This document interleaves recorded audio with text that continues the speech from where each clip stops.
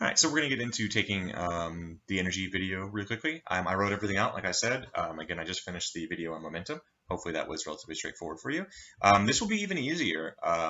Yeah, it'll take me even less time. Again, I assume you guys all did really well on this section. It seemed like we did pretty well on it. It was pretty straightforward for all of us. I think energy is the easiest section for everybody.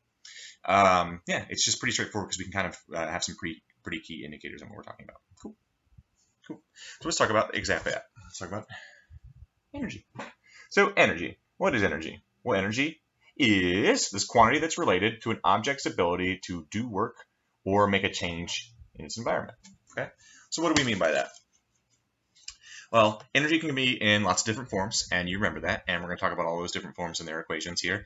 But essentially, we know that we want to be able to move an object. We got to be able to make an object go from place A to place B, and energy represents your ability to do that to a certain extent, right? So let's use chemical energy since it's not one we're going to cover here as a pretty good, easy way to find that. So let's say that I want to push an object, right? Let's say I literally want to take this that I have in front of me and I want to pull it up and push it around, right? In order for me to do that, my body, as you know, had to take some of this energy, these bonds that it has stored inside of it, and change those. It breaks those bonds and it gives me this energy, which allows my muscles to contract, which allows me to move.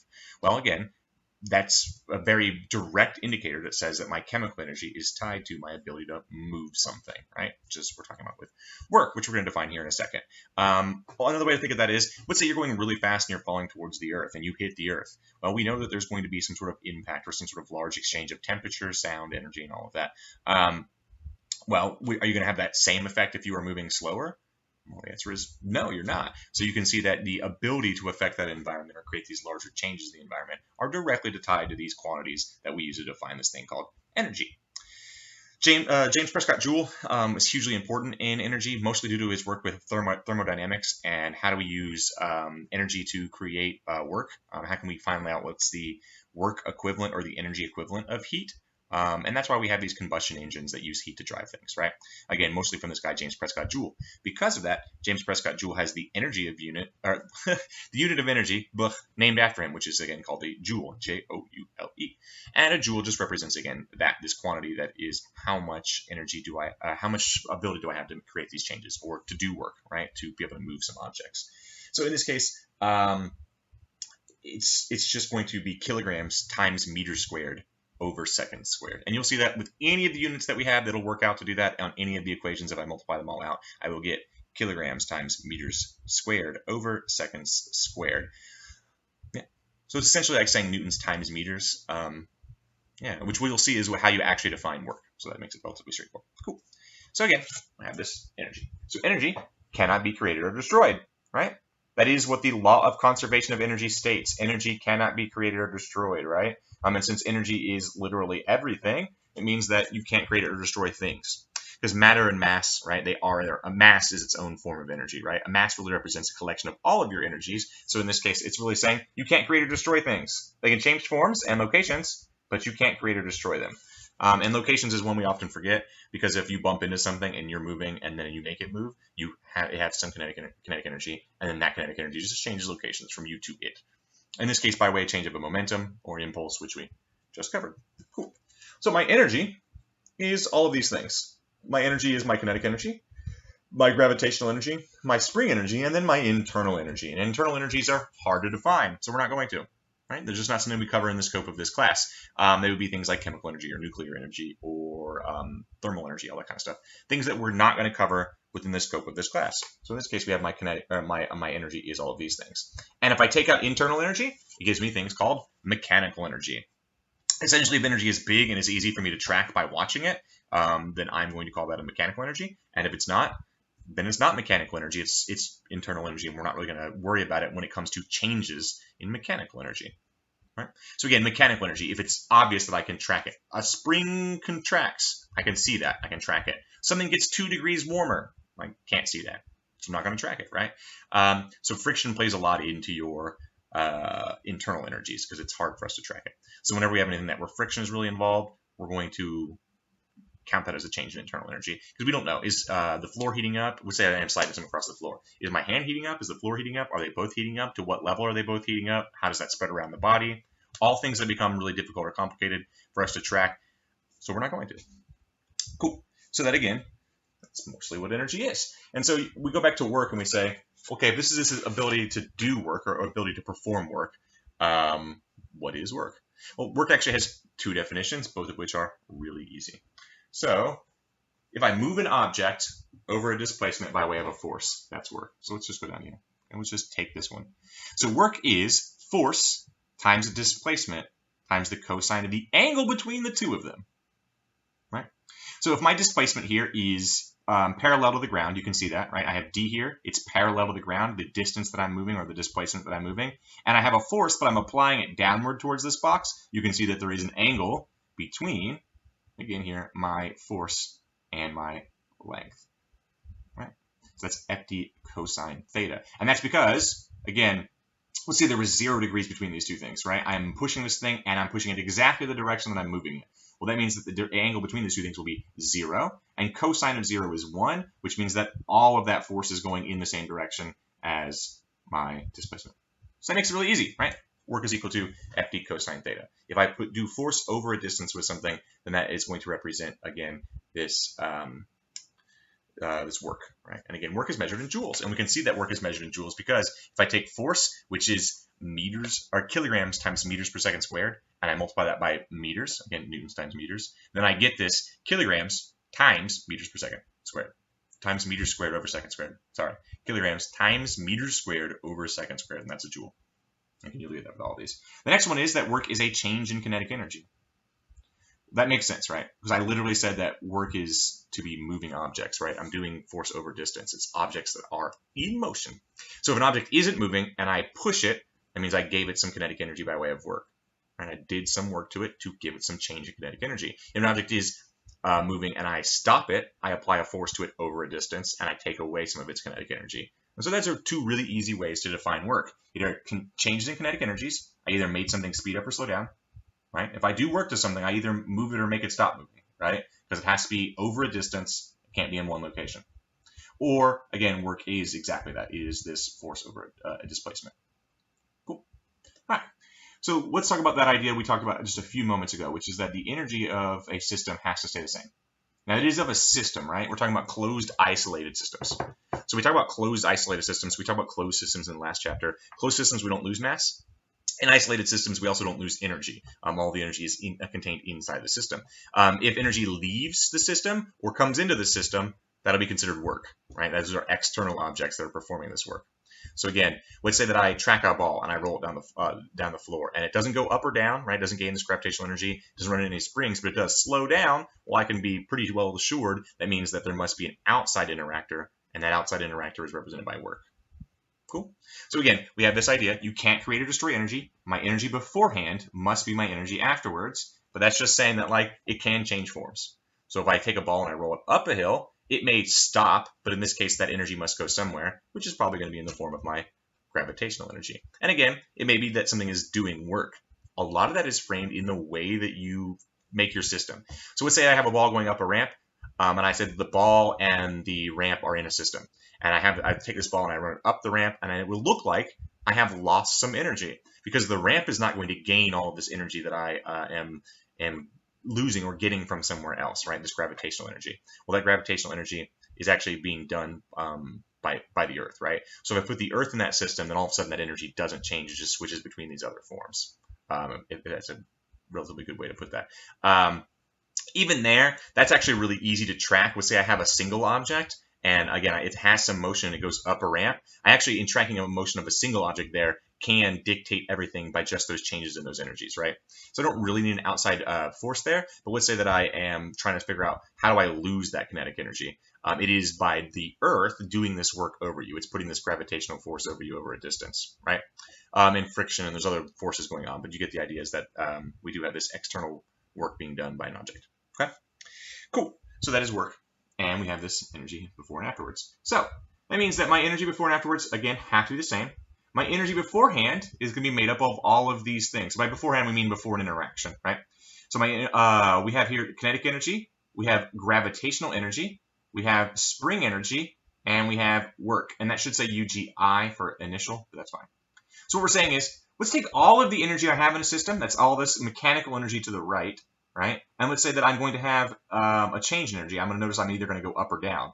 Well, that up or down will have this work attached to it, right? If something interacts with me, it'll make a change. Now, I might not be having this work. I may just be having changes inside the system between these types of energy, but I might have a force outside doing this work to me and maybe adding or removing energy from the system. And so what I'm saying is, okay, so here's everything I have beforehand plus any outside interactions. And so that will give me everything I have afterwards, right? And we can see that pretty easily. And then I'll say like, okay, well then afterwards, if I take kinetic energy and gravitational energy and my spring energy, and then any changes in internal energy I may have because of work, then I'll have the same energy, right?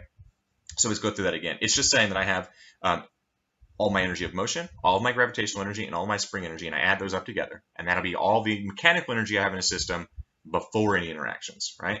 And then let's say that I notice that the object speeds up. Well, that didn't come from, well, maybe it did. You have to look at the problem. But let's say it didn't come from like rolling down a hill, and it didn't come from a spring. Well, if it didn't come from those two forms of energy, we know that there's an outside interaction, which would be in this case defined as part of the work. But again, let's say that I do have a spring. Let's say I have all spring energy beforehand, and I construct this thing, and I let go of it, and then all the energy here will go to being kinetic energy afterwards, right? A lot of that's dictated again by what is the problem telling you is going on. Yeah. So we'll take a look at some of those things really quickly. So what are all these forms of energy? Well, they're pretty easy to track and pretty straightforward. And again, you probably have some pretty good experience with these things because we did a lot of work with this, and it was pretty easy for us to cover in the class. So we have these forms of energy that make up all of our energy, right? Now, these are our mechanical forms of energy, but remember, we're not really going to track internal energy because it's hard to. So we're talking about changes in kinetic energy, or in mechanical energy. What's the total mechanical energy of my system? So my mechanical energy is defined as kinetic energy, which is 1/2 mv squared, and that's capital K. 1/2 mv squared, which you'll notice by that is it means that we cannot have negative kinetic energy. Because even if velocity is negative, it gets squared, and you can't have negative mass. So we can only have 0 or positive kinetic energy. And then we have gravitational energy, which is my mass times my gravitational acceleration times my change in height. Now, what you'll notice is you can have negative gravitational energy. If you go down, you will have a change in your height that is negative. So you'll have negative gravitational energy. But that's all relative. That delta y is relative to your reference point. So let's say that I have a marker here, and I take it and I move it down here. It now has less potential to change things because of my motion, right? But let's say that I have a marker, and now you can't really see that, but I'll do this. Well, you're not ever going to be able to see that. Let's say I have a marker. It's sitting here now, right? Boom. Now let's say, does the marker have any opportunity to fall there? No, it has no opportunity to fall. So therefore, it doesn't have really any of this gravitational potential energy at all. And if I move it up, I'm now storing energy in it. It has a positive delta y change in energy. So I have a positive gravitational energy there. So you can have negative gravitational energy, but that's a way of dictating how much energy would I have to give to make this thing be able to cause a change to its environment. Let's put it another way. Let's say that I make my reference height here, and I have the marker down here. It has negative energy because I have to bring it all the way up to here just to get it to have a 0 potential to change this level. But then if I move it up, I now have positive potential to change this level. So that delta y is all relative to the level that you set. We have another expression, and that has to do with this idea that in order for me to have no energy stored on me from gravity, I have to be infinitely far away from a gravitational body. As long as I'm close enough to it that gravity can touch me, it will have some effect, and therefore I still have some gravitational energy. So in order for me to have 0 gravitational energy, I must push something an infinite distance away from me, and that's what that reference is going to give you. It will give you a negative number because the idea is that in order for me to get to 0, I am doing work, I'm adding positive energy to an object to push it away from me to get to 0, which means that if I'm adding positive to get to 0, it must be negative. And so that's why you see that it is this negative g, mass 1, mass 2 over r. And again, that's what that idea is related to. Cool. And the last type of energy we have is this spring energy. Now, spring energy is 1/2 kx squared. Again, because the x is squared, this will always be positive or 0. It won't be negative. This chapter is also where we saw Hooke's law for the first time, which is this spring force is negative kx. Well, both of these k's are lowercase k's, and they represent the same thing. These lowercase k's represent a thing called the spring constant, and the spring constant represents how elastic something is, how much it will snap back to being bent, so to speak. So things that are very elastic will have a much higher spring constant, and therefore will be storing more spring energy. And again, you know that some materials just happen to have more spring energy than others. And Hooke's law says spring force is negative kx. That just tells me that if I take a spring and I compress it, there will be a force pushing this thing back the other way, which you know. And again, that k representing how elastic is that object. So yeah, that's pretty straightforward. This is actually probably the quickest videos of all the one we've done because energy is the most accessible. Make sure that when you're going through, if there is an energy question, I mean, fingers crossed, you'll do great if there's an energy question, that we recognize what all the pieces of the variables mean, and then you're fine. Honestly, if you know what all the pieces of the variables are, you're golden because everything else is reading the problem and tracking what they're telling you. Very brief example. So let's say, for instance, that I have an object that is on a ramp, and that ramp has got a spring on it. And I'm just going to draw this picture out real quick, and this really shouldn't take us that long. So let's say that I have this object on a ramp. I got the spring compressed.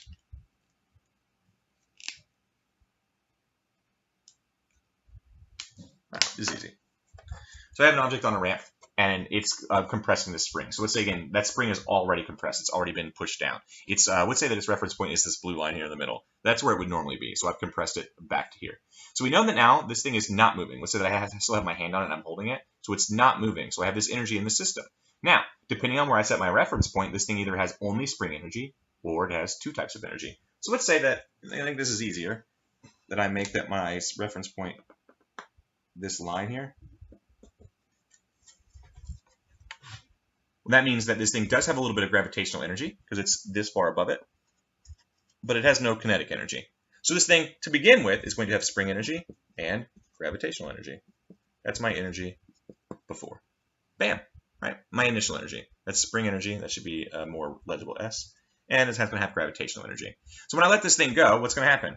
It's going to lose spring energy, and it's going to be putting that into kinetic energy. And so what I would do is I would go back and I would say, okay, well now on this side, let's say all the way up at the top, right? Or have to be somewhere in between. One of the things we have to evaluate when we're looking at these problems is at what point are they asking me about this? Because there'll be a point somewhere in the middle. Let's say that the object is here, right? Where this arrow I just drew is. And let's say it's still moving. Well, if it's still moving, it has kinetic energy, but it's moving up, which means it still has this gravitational energy.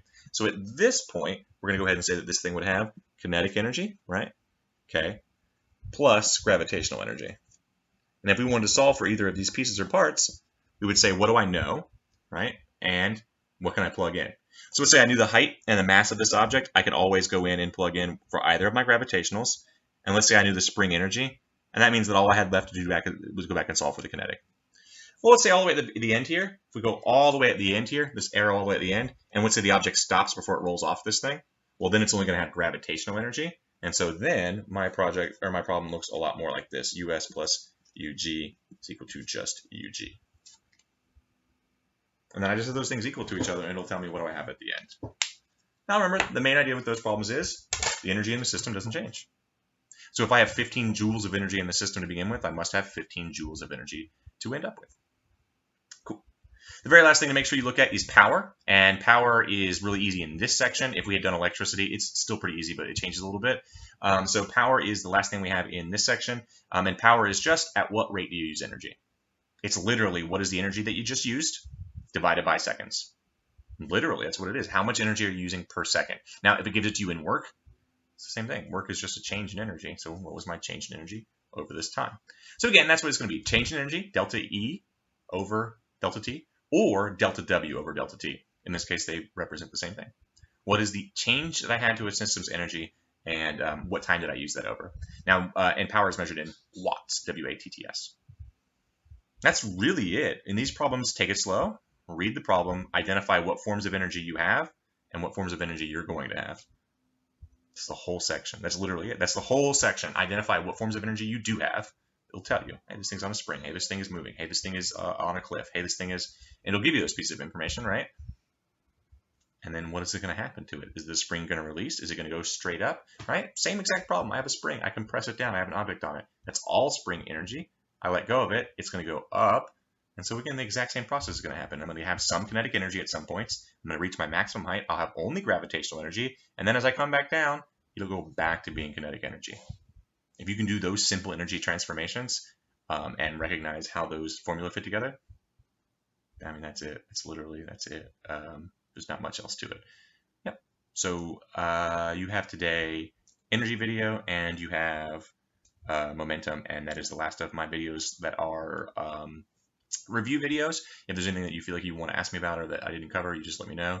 And I apologize if me wearing this hat screwed you up. I didn't like shave my head or anything. I just didn't feel like, you know, I don't know. I just put it on. It was comfy. That's literally it. So I appreciate that. I will post most of these videos, and I don't know if I even posted a link to the video I did yesterday, but I'll put all this stuff in the website. Hopefully you are working your way through it. I think that if you just watch, and again, that's me having high confidence, but I think if you just watch these videos and go through the variables, you know what the FRQ section is more like. You know that it's a lot of, can you measure these things, and how would I figure them out in a problem? In other words, they would give you something like, okay, you have a spring and you have it, blah, blah, blah, blah, blah, and you know these pieces. Well, how could you design an experiment to figure out how high it's going to go? You go, well, I would measure these parts of this thing, and I would need to know the K, and you just kind of go from there. So just identify parts that go along with the formula, and remember that there is overriding theories in every chapter. In every chapter that we cover, there's overriding theories. I'm going to do the main idea to all 7 units that we covered because they're pretty easy to state outright. Kinematics. If we move, it takes time. We can describe that rate that I'm moving in terms of velocity, and if that changes, we can describe that change in terms of a rate of acceleration.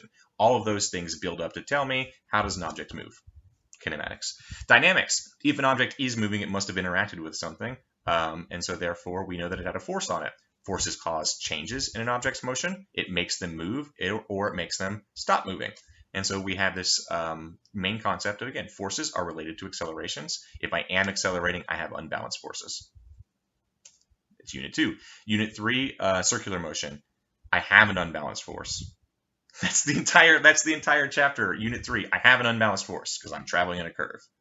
Where is it? What is it? That's it. That's the entire unit 3. Unit 4, which I just covered, which was momentum. Same before and afterwards. How many objects are moving? Energy. What types of energy do I have? What changes does it undergo? Unit 6, simple harmonics. What's my restoring force? What rate am I repeating this cycle? Simple harmonics. I have to have a restoring force. It drags me back to this equilibrium point. What is it? How long does it take for me to do that? That's unit 6. And then unit 7, torque and rotational motion. How much of my force goes into rotating this thing, and how much is it resisting me? There's your 7 units. If you can get those basic ideas down and use them to identify the formula, there's not too much that you really have to worry about or really have to change at all. Yeah, so